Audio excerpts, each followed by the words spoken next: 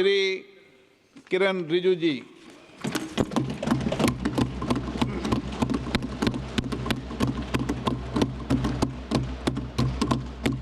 Honorable Speaker, sir, I rise to move the motion for consideration of the Waqf Amendment Bill 2025 and Mussalman Waqf Repeal Bill 2024. अध्यक्ष महोदय जी, आपने जो ruling दिया है, JPC के बारे में जिक्र किया है, उसी के साथ साथ जुड़ते हुए एक मिनट किरण जी, एक मिनट श्री सौगत राय जी संशोधन संख्या 108 को प्रस्तुत करें। आप बोल रहे थे ना?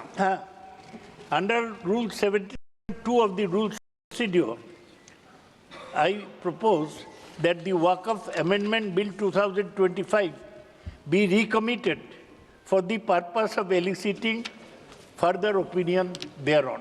ओके, माननीय मंत्री जी अब 12-16 पर अपना वक्तव्य दें।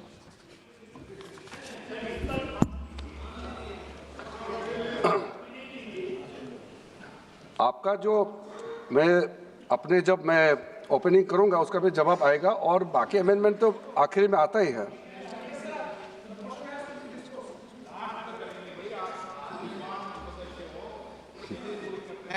चलिए माननीय मंत्री जी। माननीय अध्यक्ष महोदय, हम सबको बहुत डिटेल में जाने का भी आवश्यकता नहीं है। कमेटी के बारे में उसका जिक्र काफ़ी हो चुके हैं, लेकिन मैं इतना कहना चाहता हूं कि जो कमेटी इस बार दोनों सदन लोकसभा राज्यसभा मिला करके ज्वाइंट कमेटी में वक्फ अमेंडमेंट बिल पे जो चर्चा हुई है, आज तक भारत के संसदीय इतिहास में इतना व्यापक रूप से चर्चा, कंसल्टेशन और समय कभी नहीं दिया है। इसलिए मैं जो ज्वाइंट कमेटी में जितने मेंबर्स दोनों सदनों के लोकसभा और राज्यसभा में जो सदस्य उस कमेटी में थे, मेरे तरफ से सरकार की ओर से मैं धन्यवाद देता हूं, अभिनंदन करना चाहता हूं। अध्यक्ष महोदय जी, कुल मिलाकर के 97,27,772 इकाई ऑनलाइन, फिजिकल, मेमोरेंडम के रूप में, रिक्वेस्ट के रूप में और सुझाव के रूप में पूरे तरह से सरकार ने देखा है। वो जेपीसी के माध्यम से हो या डायरेक्ट दिया हो, हमने सब उसको देखा है। इससे बड़ा कभी भी, इससे ज़्यादा संख्या में किसी भी बिल के ऊपर में लोगों का याचिकाएं नहीं आया आज तक।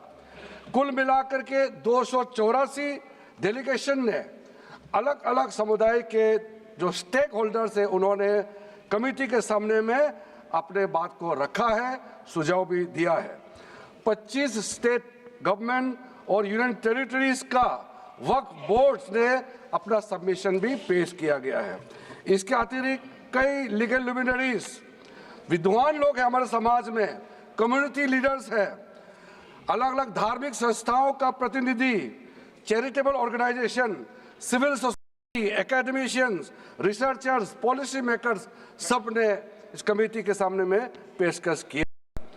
उसके साथ साथ मैं कहना चाहता हूं सर, आज जब मैं जो बात रखूंगा आपके सामने में, पिछली बार जब हमने ये प्रस्तुत किए थे बिल को इस सदन में, तब भी मैंने कई बातें बताई थी।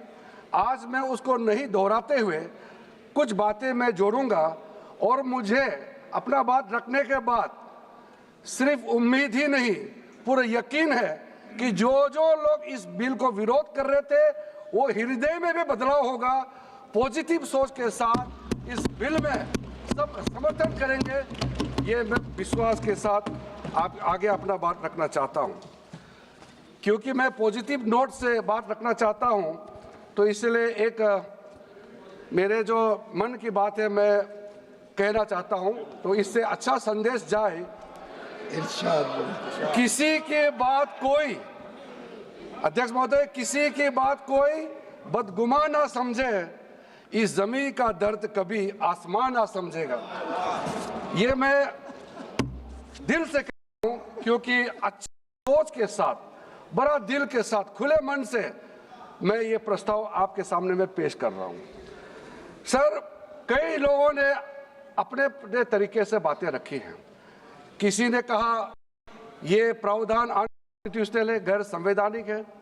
किसी ने कहा ये इलीगल है, अनलॉफुल है। सर, ये बिल जो हम लोग जिक्र कर रहे हैं कोई नया नहीं है। आजादी से पहले ये बिल जब पहली बार मुसलमान वक्फ वैलिडेटिंग एक्ट पास किया गया था 1913 में, तब से इसका इतिहास शुरू होता है। उससे पहले प्रिवी काउंसिल ने 1894 में इनवैलिडेट किया था वक्फ अल औलाद को। बाद में उसका प्रॉपर लीगल फॉर्म में 1913 के बाद फिर 1923 में द मुसलमान वक्फ एक्ट लाया गया था, जिसमें अकाउंटिंग और ट्रांसपेरेंसी के बारे में ये जोर उसको देते हुए ये एक्ट पास किया गया था। उसके बाद 1930 में द मुसलमान वक्फ वैलिडेटिंग एक्ट लाया गया है, जो रीइंफोर्स करता है legal validity of the family वक्फ। परिवार में जो वक्फ होता है उसको जोड़ देते हुए ये बिल लाया गया है। उसके बाद आज़ादी के बाद 1954 में 1954 में वक्फ एक्ट पहली बार आज़ाद भारत का एक्ट बनी और उस समय स्टेट वक्फ बोर्ड का भी प्रावधान उसी 1954 एक्ट में प्रावधान किया गया था। उस समय से लेकर के कई संशोधन के साथ में 1995 में व्यापक रूप से ये वक्फ एक्ट बनी है। तो उस समय किसी ने नहीं कहा कि ये एक्ट अनकॉन्स्टिट्यूशनल है, किसी ने नहीं कहा उस समय ये अनलॉफुल है। आज जब हम उसी बिल को सुधार के ला रहे हैं, तब आपको ये अनकॉन्स्टिट्यूशनल अनलॉफुल का ये शब्द इस्तेमाल करने का आपको ये नौबत कैसे आया, ये सोच क्यों आया? अगर आप सच्चे दिल से सोचते और मन साफ होते तो आप तर्क पे जाते। इस संशोधन बिल में जो जो तर्क है आप उसमें बात कीजिए। आप उसको छोड़ के जो कोई लेना देना नहीं है बिल में, उसका बात आप लेकर के लोगों को गुमराह करने का, बरगलाने का काम जो किया है, उसको मैं शुरू में साफ करना चाहता हूं। अध्यक्ष महोदय जी, 1995 में ट्राइब्यूनल का पहला व्यवस्था किया गया है ताकि वक्फ बोर्ड का कोई भी निर्णय किसी को अगर पसंद नहीं है या उसको चैलेंज करना चाहते हैं तो वक्फ ट्राइब्यूनल आप जा सकते हैं।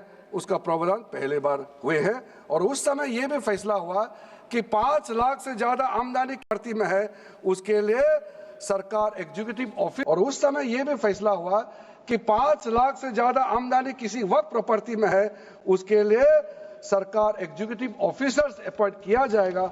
ये भी 1995 में शुरुआत की है।